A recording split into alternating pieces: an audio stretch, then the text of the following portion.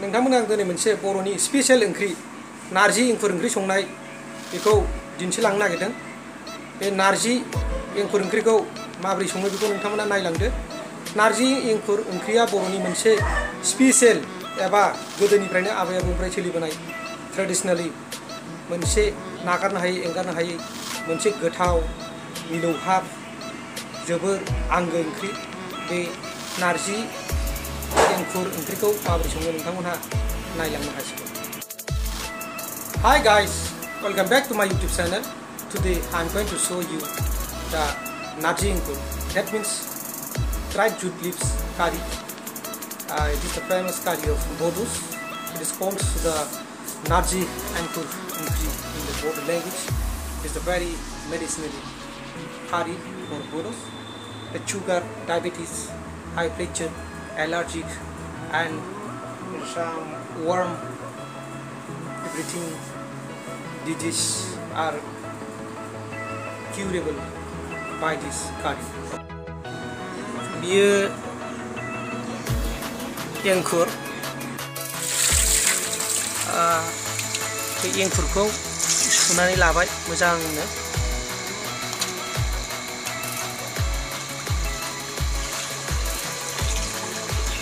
रन्दै होनांगौना होनाङा नारजि एंखुराव? होनाङा। रन्दै होआ। बेखौ बेबायदि मोजां माइरङा न'नि मोजांबालाय सुनाङा, जेन'बा खांखमा एन्जर खि गोरान जानो गिनायनि थाखाय सुबाय। बियो नारजि बिलाइ, फाथो गोखानि बिलाइखौ खानानै फोराननाय, बेखौनो नारजि होनो। Dried jute leaf. It's the taste of bitter. बियो गोखा। ओमफ्राय खारैबो होगोन। नारजि एंखुर ओंख्रिखौ माबोरै सङो बेखौ नोंथांमोननो आं दिन्थिलांनो आखायाव लानाय जाबाय। दा बेबायदि अगदाबाव सारायाव दै गोजा दैखौ फुदुंना लाग्रोनांगौ। दैखौ थोजासे होनानै लादो। एंखुर संनायाव जेबो थाव दानि गोदान मुगानि बेबायदि होआ, खालि बेवहाय दै होबाय। दै होनायनि उनावहाय संख्रि हरगोन, संख्रि होबाय। बिनि उनावहाय बानलु होगोन, बानलु गोथां।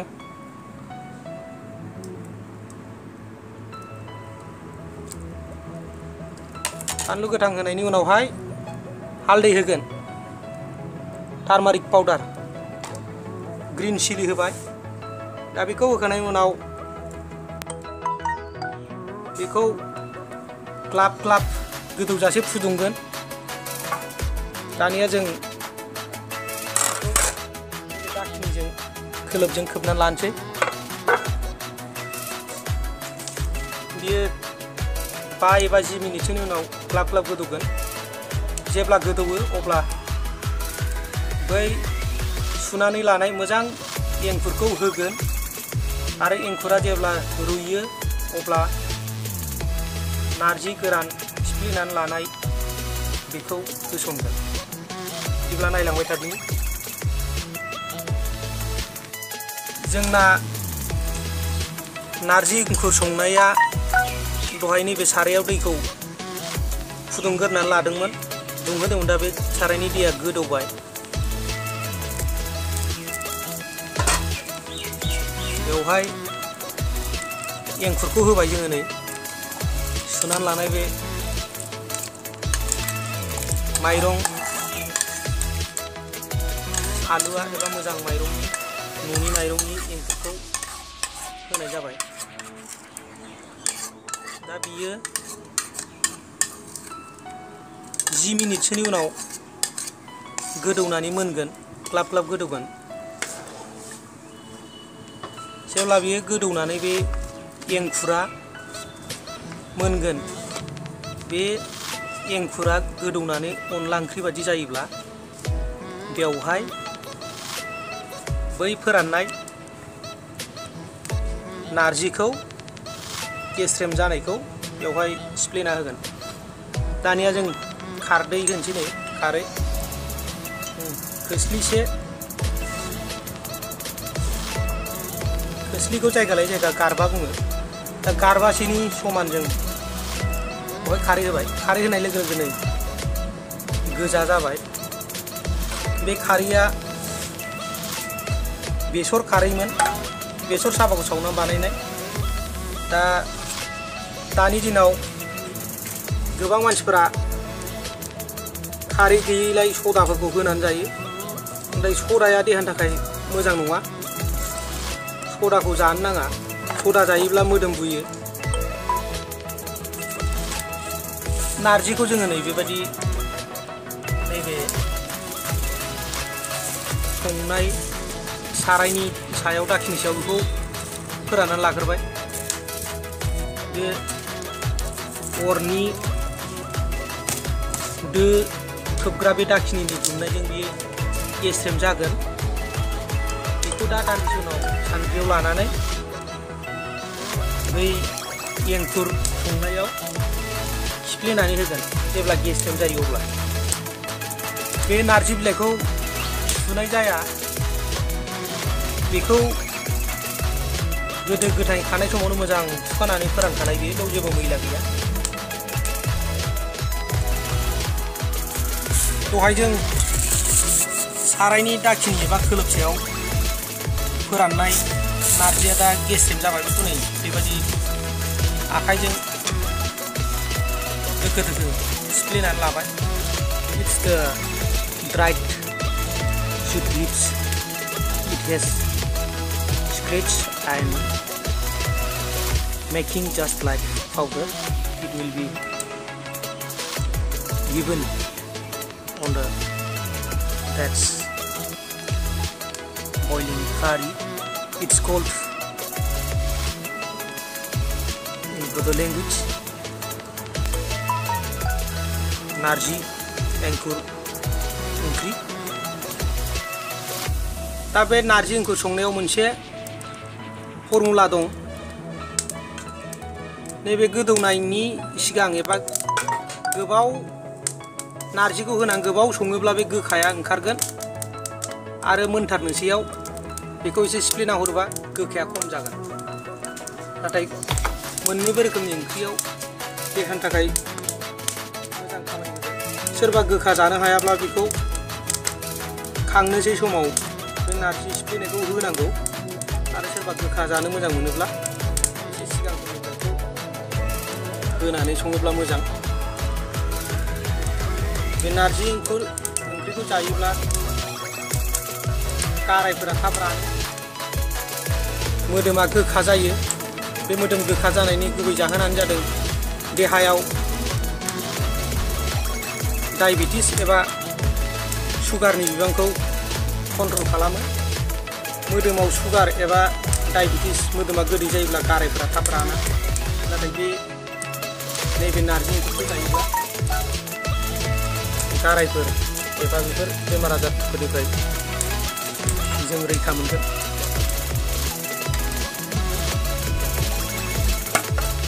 बेबायबो जोंना नै नारजि एंखुर ओंख्रिया लाहार फाहार जाबाय।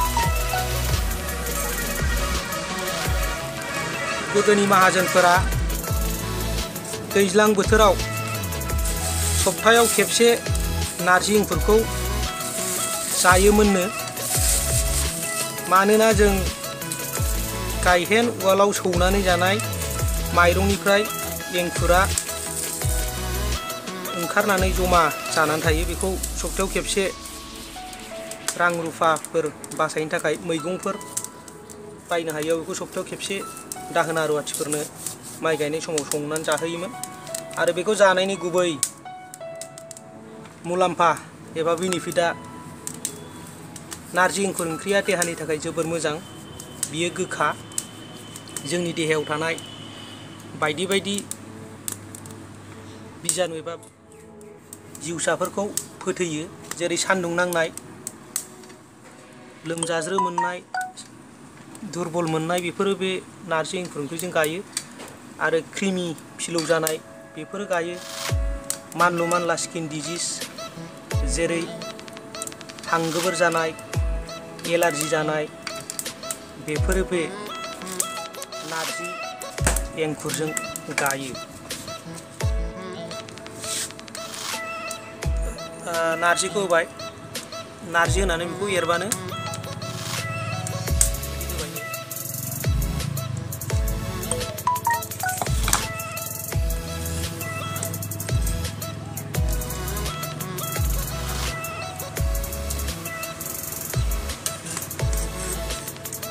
नारजि एंखुर ओंख्रि, नारजि खारि होनो बेखौनो।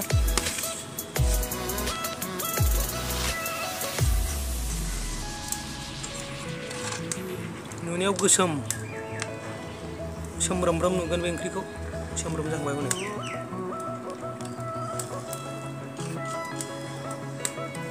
दा बेवहाय ना फिसा फिसाखौबो होजायो जुदि निरामिस ओरैनो जायाब्ला। ना बालाबाथियाफोर, ना फिसा फिसा बेफोरखौ बेवहाय होसनजायो। खोबनानै दोनथ'बाय दसे।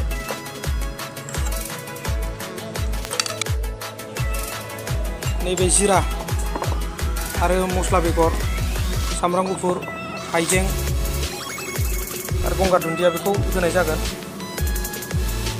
दा जिरा, मस्ला बेगर, गलमरिस, सामब्राम गुफुर, हाइजें बेखौ थबसियाव होसनजोब्बाय। बेखौ देनानै लानोसै। खांनोसैनि सिगां बेखौ होसननाय जागोन। देनानै लाबाय।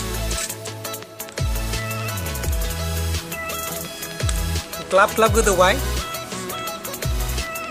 जाथारनोसै, मोनथारनोसै नारजि एंखुर ओंख्रिया।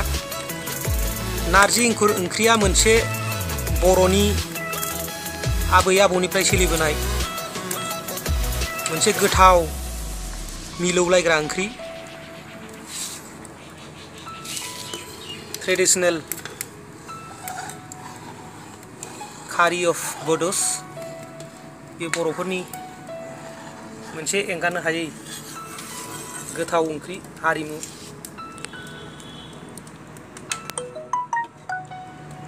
एंखुरा मोननानै बुगाबाय, देनाया रेडि जाबाय। बेखौ होनोसै नै, दहायनि हाइजें, सामब्राम गुफुर, जिरा मस्ला देनायखौ होबाय।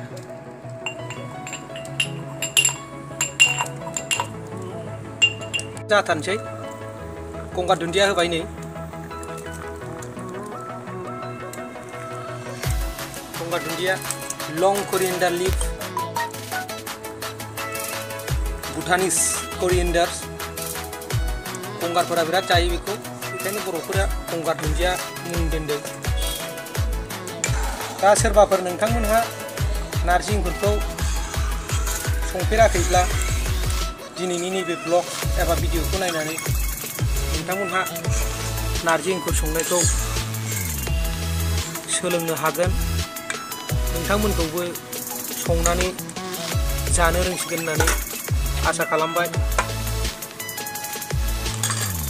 उननि समफोरा नोंथांमोनाबो बेबायदिनो संनानै जालांनो हागोन।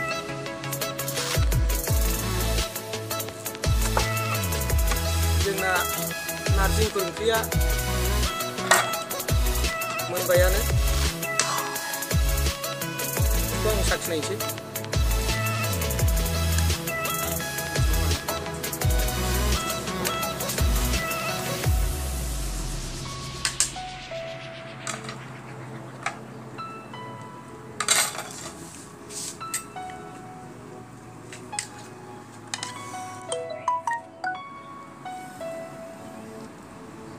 गुदुंथार, नायनोसै।